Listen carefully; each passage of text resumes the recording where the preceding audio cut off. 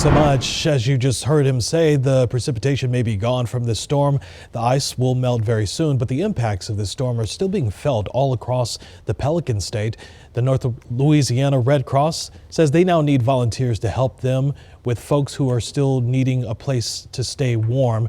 Speaking with me this morning, Karen McCoy, Executive Director of the North Louisiana Red Cross. Karen, thanks so much for joining us here on KTBS 3 News at 9 o'clock. Can we talk a little bit about the efforts that the Red Cross is making right now to make sure folks are somewhere safe, are warm, and just all the things that you guys are doing right now?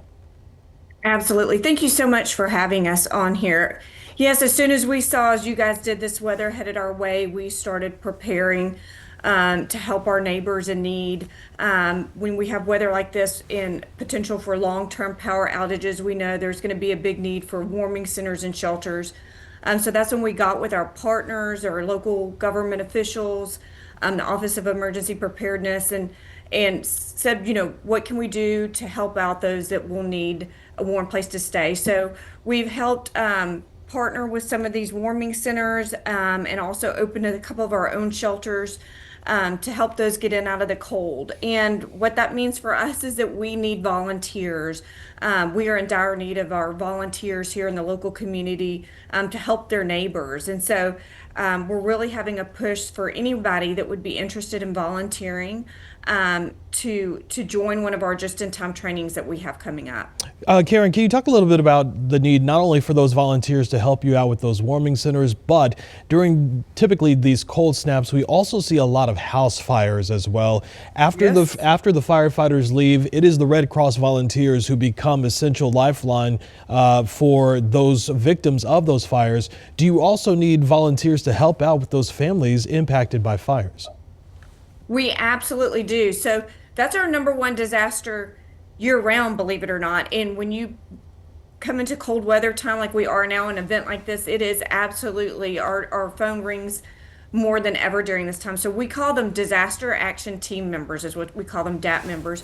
And we are in need of those as well. They are the ones that answer the call when somebody's going through one of the most horrible times of their lives, when their home catches fire, and they are kind of walk them through that whole process. We will train those individuals. So if that's something you're interested in doing as well, we will train you, give you all the necessary information you need to be able to help somebody in their worst time.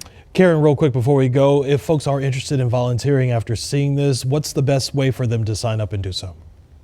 The best way is to go to redcross.org, and there's a volunteer tab. Click on that volunteer tab, and that will take you through the intake form. I also want to say we're having what we call as virtual just-in-time training today. One's at 12 and one's at 5. It's a 2-hour training. It will give you everything you need to do to be able to work in one of our shelters. You can go to our Red Cross Louisiana Red Cross Facebook page. It has a link to just hop right on that training. So please check that out as well. Yeah, definitely a critical need and such a critical moment for so many folks across North Louisiana. Karen McCoy with the North Louisiana Red Cross. We greatly appreciate your time. Thanks for joining us here on the News at 9. Stay with us, everyone. There is more KTBS 3 News at 9 after the break.